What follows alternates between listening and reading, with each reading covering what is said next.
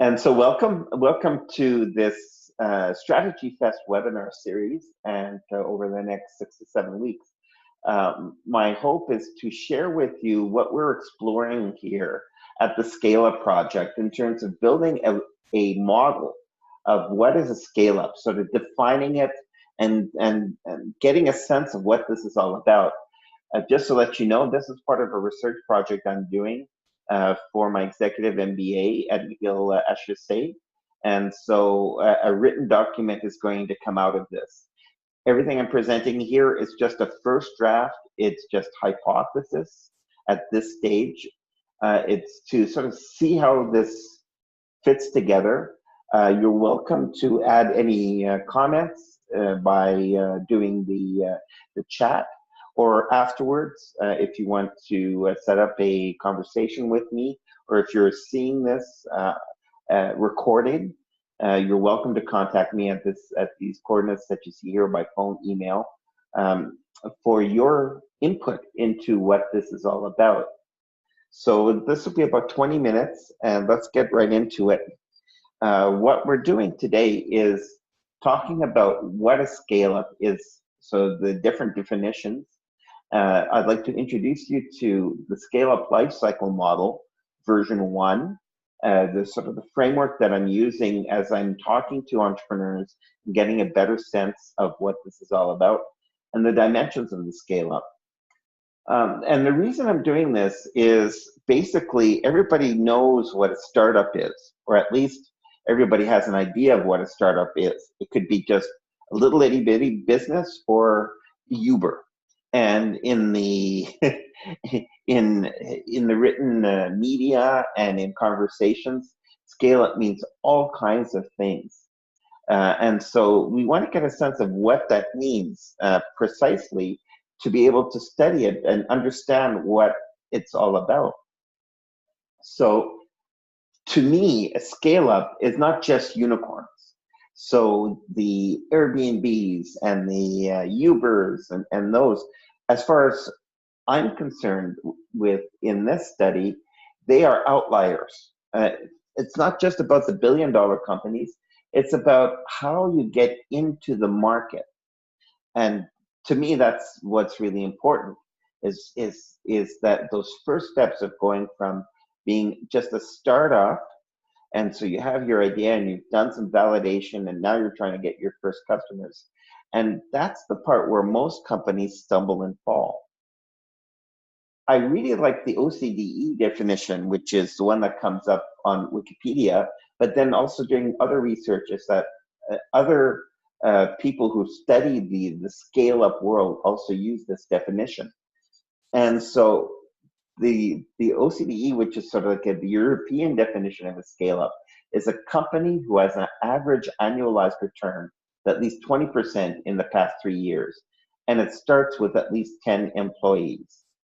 Now, the 20% number, it can be, depending on who we're looking at, they say either the revenue increases by 20% during a 3-year period, or market share increases by 20% over a 3-year period. It sort of depends on the environment that you're looking at. But to me, when I'm seeing this definition, it makes scale up be something that's much more deliberate. So I see scale up as a deliberate, time-bound, focused project to take the company to a new level. And looking at a 3-year period is really important because it does take time, but it is time-bound. It's not a short 90 days sprint, and it's not something that will eventually come. It has to be a very deliberate, very focused, a very structured approach to either enter a new market, capture more market share, launch a new product, but with the goal of becoming a leader in that market that we define. And in some of the other meetings, readings that I had, this concept of a menagerie started to come up. We use a lot of animal descriptors. So if you look here, and keep in mind, this is a this is not just a regular linear scale, but this is more of a logarithmic scale that you see here, of valuation over revenues, and to sort of map out what this menagerie is all about. We have startups, or the mice, which are at the up until about 1 million revenues, 1 million valuation, somewhere in there. Then you have rabbits, which I define are where startups go into their first beachhead market, which is more local focused market, maybe with a TAM of maybe 20 to 30 million dollars. So the rabbits go in and capture maybe 20, 30, 40% market share of that initial beachhead market. Then you have gazelles as they start to grow. Gazelles revenues 30 to 50 million dollars in the Canadian context that they're starting to export. Then you have SMEs and that now are more of a mature company. They're not necessarily poised to grow. It's sort of like being an SME is almost like a rest period. And then you have, in a whole other environment, you have the unicorns, or narwhals, which is a Canadian unicorn, like Shopify.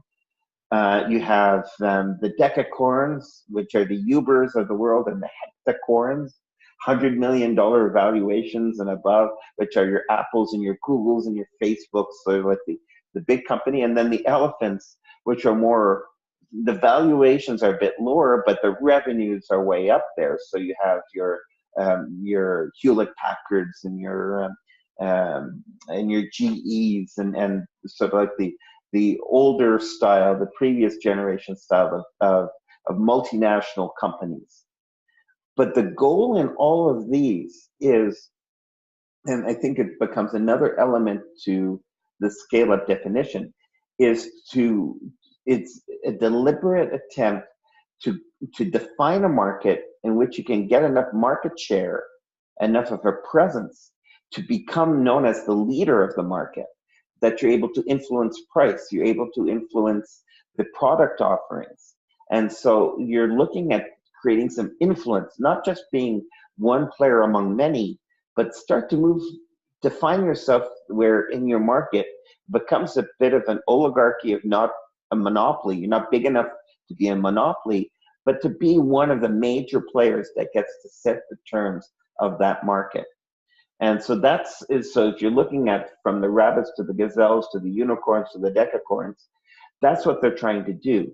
When you're SMEs, you're not necessarily having that kind of control over the market.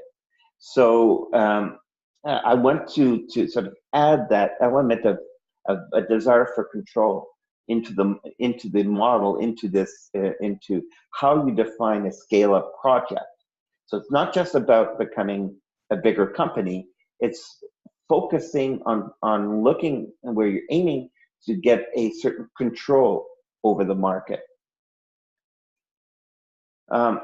Steve Blank has a really interesting definition of startup, and it's one I love. And so a startup, he defines as an organization formed to search for a repeatable and scalable business model.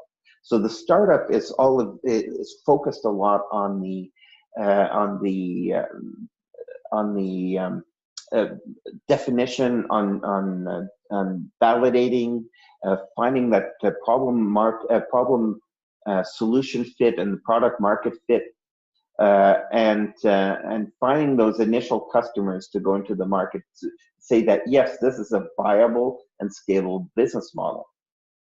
And then in his in one of his blogs, and it also becomes I think it's in his book, the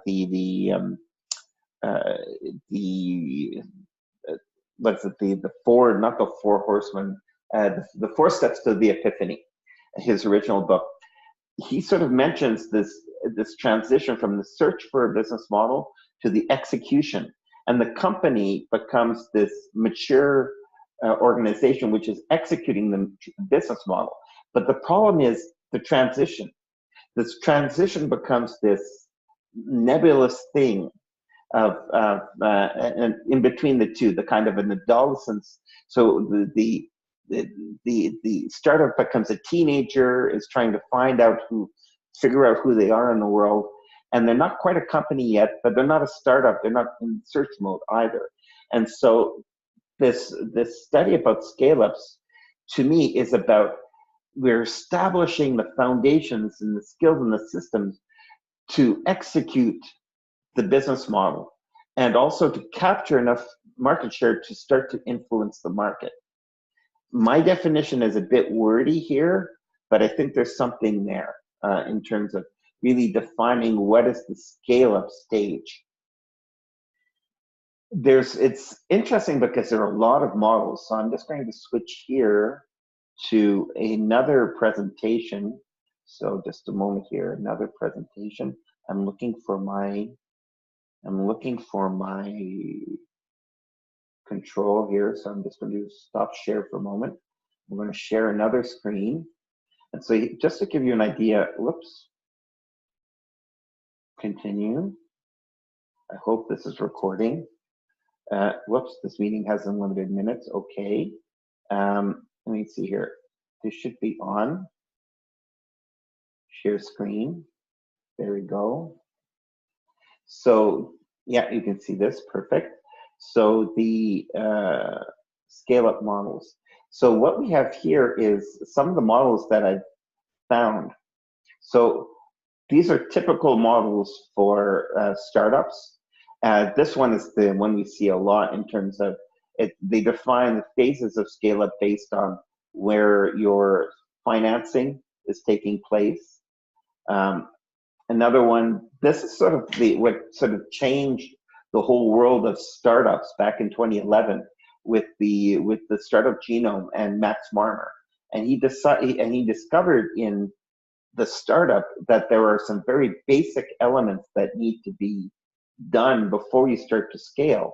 So this is where the concept of problem solution fit and product market fit start to take place.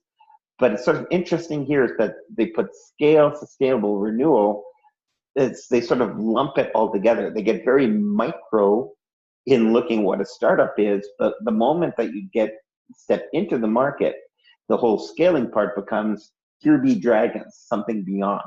And the Marmer model never looked at sustained and renewal. He got involved in other things before getting involved in that. This is the model I've been using for many years, which is sort of based on the Marmer model. And so I'm looking to figure out what this efficiency and scale stages are. There's a lot of information on the definition and validation stage. So this is what I'm focusing on with this project. Now, for scale-up models, this is the model from the Crossing the Chasm and Inside the Tornado by Geoffrey Moore, the technology adoption life cycle, where you have people, the early on, the enthusiasts and the initial users that come on in, but then there's a gap jumping from the visionaries and the early adopters to the mainstream marketplace. And Inside the Tornado, he goes a bit more into detail using examples from the 1990s. So I'm going through that book right now to see if there's some elements that can be extracted for scale-ups in the 2010s and 2020s. Discipline Entrepreneurship, Bill Aulet, this is the MIT model, 24-step model. And a lot of it is around validation of problem solution, product market fit, finding out who your beachhead market is. It's very good at that, but then again, it sort of peters out, even though he says there's a pot of gold here. The whole process peters out when you're getting into your first customers, and we need to see something beyond that. Capability maturity model. This came out in the late 90s.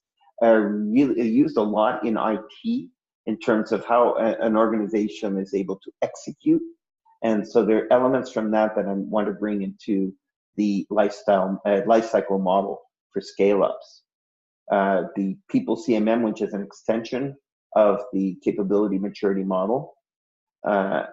Predictable Success, which is a really cool book, and a lot of companies, and this is not necessarily about scale up, but it's more about the organizational maturity, where at the early stages we get so used to struggling, and then we have a lot of fun navigating the whitewater. But then what happens is either we want to keep that excitement going, and so we start creating crisis just to be able to be in an ad hoc, responsive type of organization, where really we should be focusing on predictable success, which is about having a mindset more of systems and of performance. So there's some elements I want to bring into the model from Les McKeown's work. Steve Blank and his investment readiness level in terms of metrics. And Sovita and I have been talking about there should be something around this in terms of the scale up also. And so we want to bring some elements of this into the model. Gazelles, Verne Harnish's focus. This, you see a little bit of the life cycle of companies that I showed you before with the menagerie. But he focuses more on how to support these gazelles, and it's not necessarily the life cycle model, but there's some interesting elements in terms of planning and marketing. There's Startup Commons, and so Valto, and this is a European model. Again, you see there's a lot of detail in the startup stage, and then scale up is sort of, all right, established. You go out in the market and you create results. And so it underlines the need again to have some more detail in the scale up. Again, another typical view of what scale ups are, and like Lauren here says, pour on the resources for growth. I believe that there's a lot going on in this growth part. There's changes within the organization, there's changes in the business model, there's changes in how you approach the market, in your relationship with clients, in the finances, and which need to be broken down into stages. Going back to Steve Blank's 4 Steps to the Epiphany, the scale up part is a lot in the execution here, the customer creation, company building. And in his book, he talks about the company building part, and he does touch on when you should start creating a mission and transitioning from an entrepreneurial organization to more of a functional organization. And there's some interesting clues in here about what to bring into a scale-up lifecycle model. More stuff on Steve Blank, and this is posted on the on scaleup.davender.com if you want to take a closer look at it. But I'm extracting some of these elements to put into our model. Henry Mintzberg, very much moving from an entrepreneurial organization and actually a startup in many ways is an adhocracy, a group of people trying to figure things out. It's very dynamic, but you want to move more towards a machine organization, which there's more predictability and stability as you move into the market and you have to deliver results. So I'm going into to some of the Mintzberg's writings also in terms of how the organization transitions. Alastair Croll in Lean Analytics. So he's looked at a number of, this is very much a market-based aspect to scaling. And I like what he's doing. He's saying the success factors are empathy, stickiness, virality, revenue, scale. But again, the scale is sort of like here be dragons. That everybody puts scale and they cram a lot of stuff into a little box and just call it scaling. And we want to get more detail about what that's about. So there are a number of models that are out there that we can use to extract some really interesting information towards what our model could be all about. So I'm going to go back to the I think I'm going to stop share for a moment. And I'm going to go back to what is a scale up to show you where we're at right now. So from current slide. So taking all of those elements, this is a first version of the scale-up lifecycle model. Four main parts and plus a fifth one. And actually there's three main parts with a prelude and a what do they call it? A prelogue and a post and a epilogue. But at the preparation stage, basically this is where the startup is starting to get its first sales, and it's usually through people they know. They haven't really entered the market phase, but they do have a couple of early adopter clients, but they're still very much an ad hoc organization, and they're still trying to get the funding. And the goal here at the preparation stage is you need to have tangible proof of problem solution fit, product market fit, of a good definition of what beachhead market you want to go to. Your value proposition is starting to get pretty well dialed in. You understand the customer's pain points, and you have a strategy to go get those first customers. And in the beachhead, now the goal is to get not only early adopters, but you want to get reference customers, reference clients that give you credibility with the mainstream. So so you're very strategic here in building up some reference clients and use cases to demonstrate that your solution can be of use to a general market.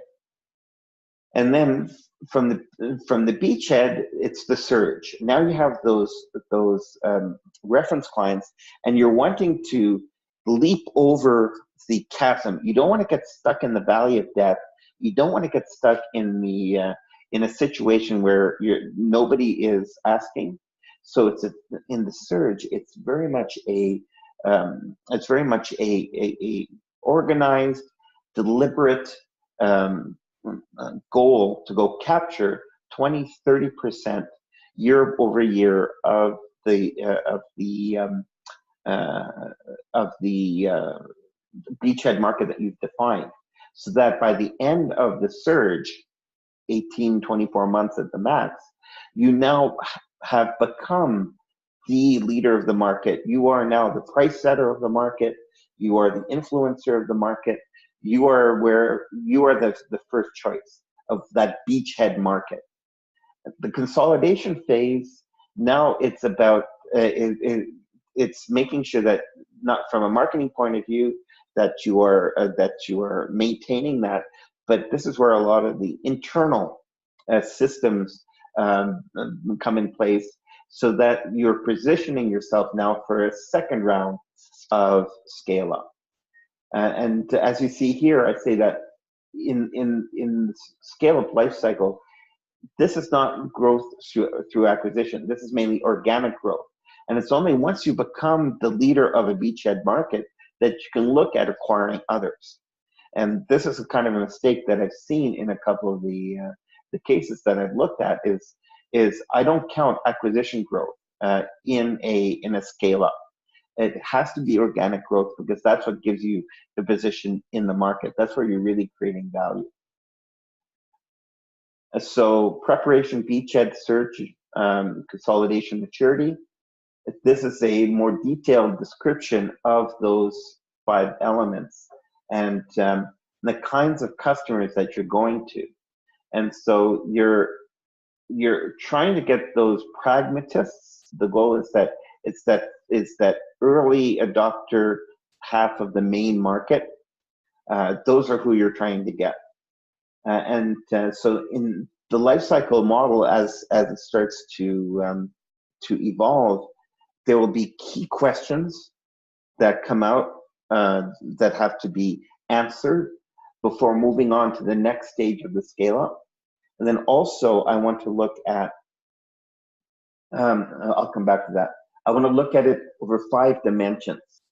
Scaling the market. So a lot of the stuff that has been done um, by Steve Blank and Alastair Croll, I think will go into that part. Scaling the business model. Clayton Christensen has some really interesting elements about scaling the business model. What it looks like is at the early stage, what you're trying to do is scale the business model so you get resources. In the middle, it's about getting the market share. And as you go into the consolidation, then it's about a focus on efficiency and revenues. So somewhere in this model, probably in the consolidation stage, is where you reach the break-even point and beyond, where you start moving from focusing on getting market share to getting revenues. The revenue question is always there, but at the consolidation stage, you are really focusing now on getting the revenues and making sure you have a viable and sustainable business. Scaling the systems, so how you are developing an ability to execute and deliver. At the beginning, your customers are your friends, and so they're a little more tolerant about things that don't work as promised. But as you get into the surge, things, when you say you got to deliver, you've got to deliver. And I have some beefs with Tesla about how they're trying to scale into the auto market, and it takes them 3 years after somebody's put a down payment to get the car. I think they are making some major mistakes in terms of scaling the systems, and it's going to come and bite them. Scaling leadership and culture. So when you start getting VPs, and when you start hiring your marketing team, and when you start moving the focus of your team from development to deployment, and then finally scaling the finances. So it's not just about getting the next round of financing, it's what are your objectives and what's your exit strategy? Are you looking to grow and scale to be able to sell the company, or where do you want to be in the value chain? And then an additional topic that we'll do at the end of October will be scaling for anti-fragility. So when the environment becomes unpredictable and we go through another crash like what happened in 2008, or a physical disaster that rocks the economy, like what might happen after these hurricanes that we're getting recently. So how can your scaling project still stay strong as the economy and the market around you is turbulent? So I want to explore that a bit as a kind of a postscript to this. What I just skipped over, an interesting conversation recently are there 2 stages to scaling?